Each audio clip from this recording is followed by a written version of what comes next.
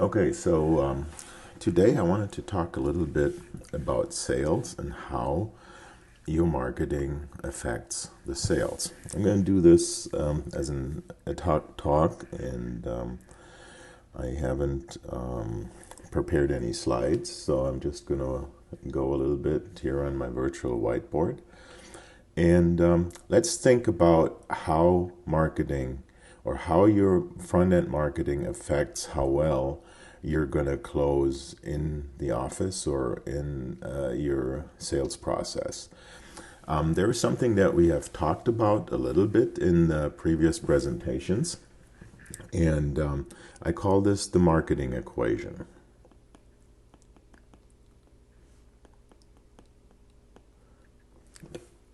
And that marketing equation goes like this: I, E, E, O. I stands for interrupt. E stands for engage. The next E stands for educate. And the O stands for offer. Got that additional O on there. So what we have talked about is how to structure our marketing in the last session. And basically on the front end, what I am telling you, do an interrupt and engage. And what that does, it builds a custom audience for us.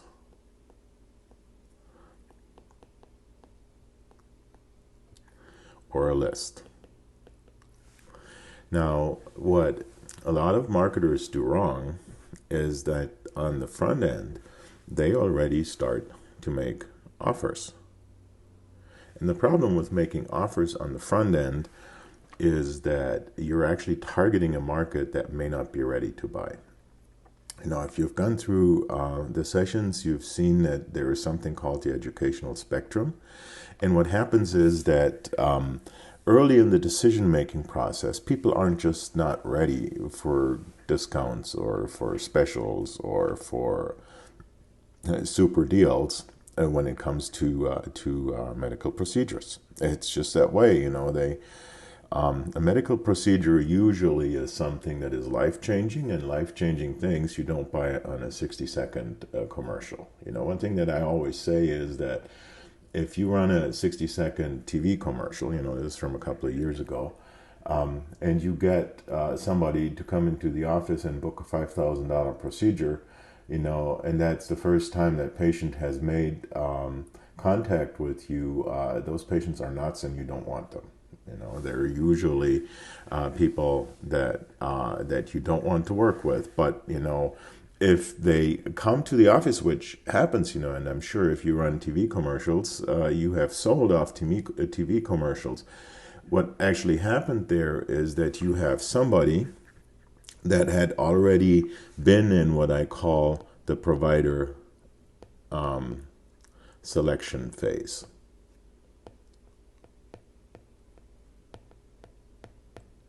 Sorry for my bad writing here.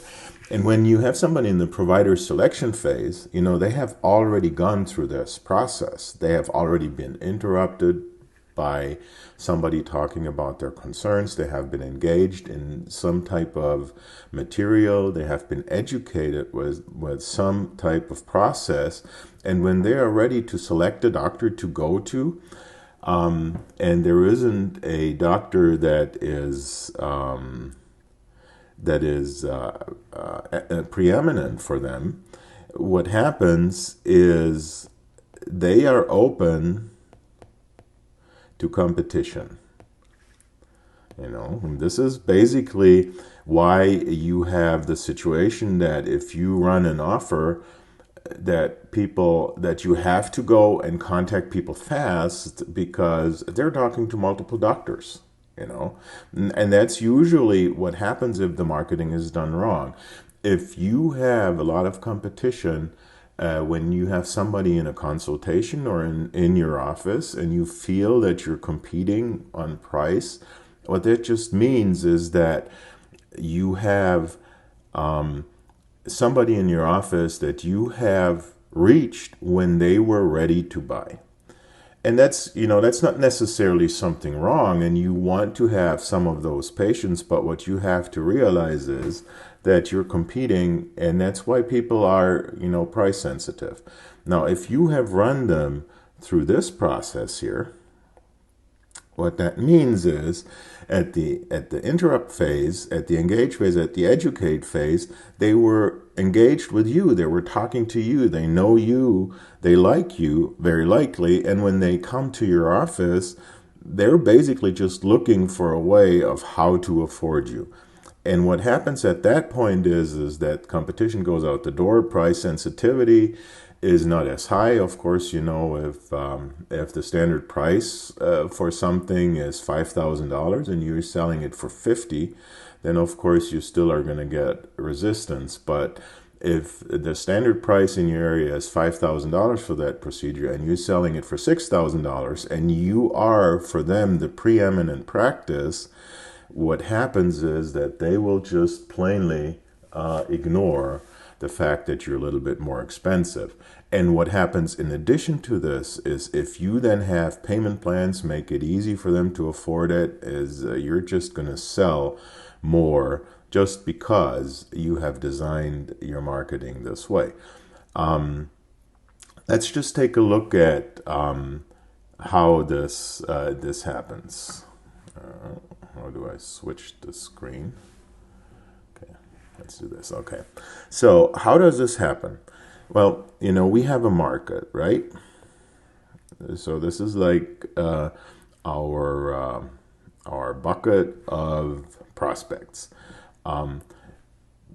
We can usually define a market. In the cosmetic market, sometimes depending on what the procedures is, you would say it's women, 25 to 35. Now that can be a fairly large market, correct?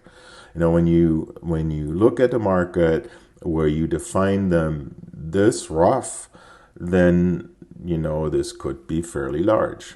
So what you're doing then is you're actually, and this is modern targeting.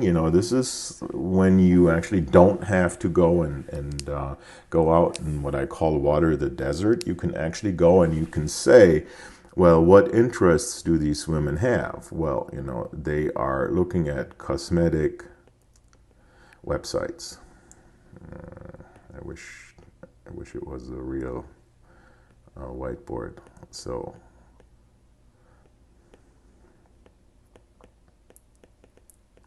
now you're asking, how do I know if these people are looking at cosmetic websites? Well, this is something that Facebook, that Google, that a lot of the digital advertising platforms allow you to do.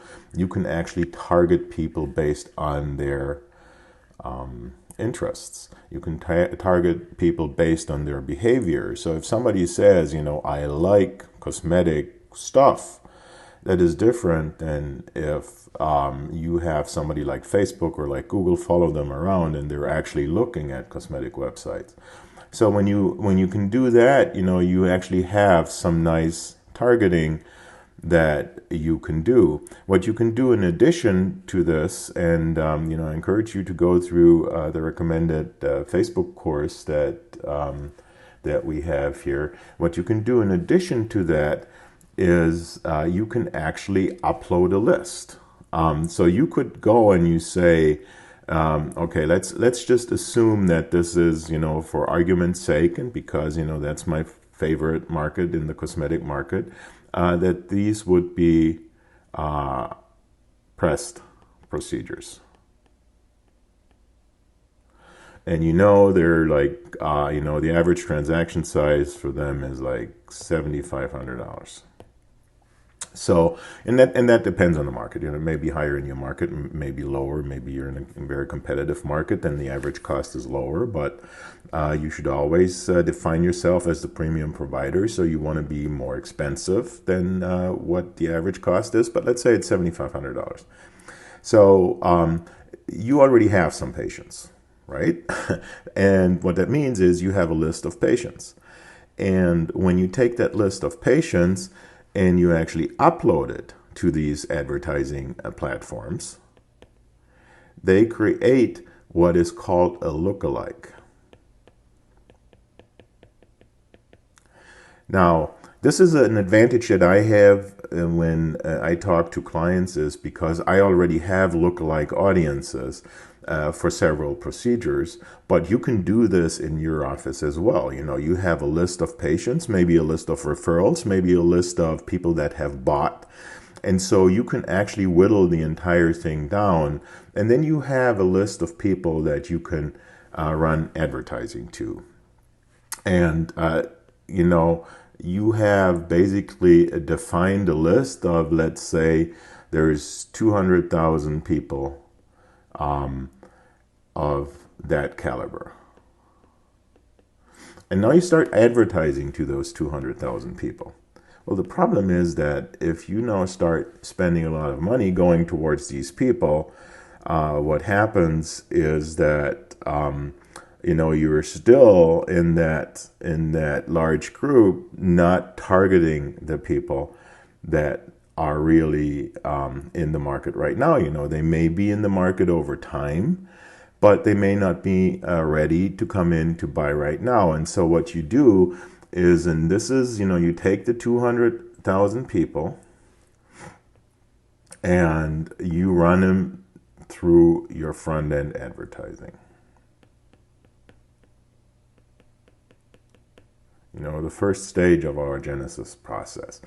And what happens there is they engage, they get interrupted. So this is INE with your content. And then instead of ending up with 200,000 people, you have maybe, you know, 10% of those. So you have 20,000 people. And those 20,000 people, you send some educational material towards. And educational material usually is more expensive. You know, you get somebody's attention with the interrupt, you get somebody's engagement with talking about their concerns, but once you start educating them, there's more time involved, and there is likely also more materials involved. Maybe there's printed materials, emails, phone calls, something of that nature. And so the cost in time and also money goes up. But what you have is you now have reduced your list of people from 200,000 to 20,000. So the same amount of money will give you a lot more frequency. And what happens then is, of course, what you want to make sure in this stage here is that you don't get people where you have then the higher cost situation that you gear time towards. Because when you look at what is your cost, you know, money is cost, but time of your staff is a much higher cost. And so what you want is you want to whittle this down a little further, and that's what your educational pieces are doing. And then maybe, you know, after you get through the education, they engage with the education, then you have like 2,000 people. And those 2,000 people you can send the offer to. And out of those 2,000 people, that offer will resonate. You can actually have an offer for a consultation, and then, you know, you have consultations. Those people come to your consultations. They have seen your material. They know who you are. To them, because you have, you know, this factor 10 in here, to them, you're preeminent because you're everywhere. And when they see your offer, then they are susceptible to actually coming and be positive when they're in your office. So what you need to think about really is, when you look at this type of funnel, is on the front end, how do I do this effective? And that is by talking about their concerns. How do I do this effective? And that's by actually proving that you are the preeminent practice, and you can do this because you're not talking to everybody. You're just talking to people that really have these concerns right now. And you know what the nice thing is those 200,000 people here at the top, they are built by looking at this. And so if somebody new moves into the market, if something changes in the market, those 200,000 replenish, and the interrupt and engage actually replenishes your 20K list. And it also, because they then look at the educational offers, if somebody is getting closer on the educational spectrum to buying, what you also have at that point is you have a list of 2,000. They're always ready. They like you. And if you get the right offer to those people will come for a consultation. And then they come to the consultation basically prepped. So instead of having somebody that you have to compete with, so what do you have? The old way is, we have competition. And because there's competition, they have options. So we have a price problem, right? And the new way is no competition. And so there's no price problem.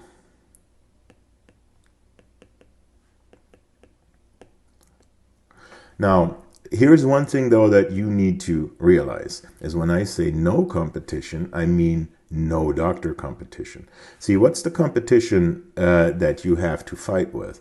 The old way over here, what you have is you have other doctors and you have inertia. What's inertia? Well, one of the biggest competitors in any market is people that don't want to do anything. And people that don't want to do anything are one of your largest competitors. You need to convince those. And when you spend all your money on the 200,000 that we just talked about with an offer, stuff like that can get very expensive, can get very frustrating because it doesn't close. Now, on the new way, you still have inertia as the competition. But what you have is people that you have educated, people that you have worked on, people that are on your list, that think you are everywhere, that think you are the guy, that, inertia becomes less of a problem. Now, I'm not saying it is no problem, but it becomes less of a problem.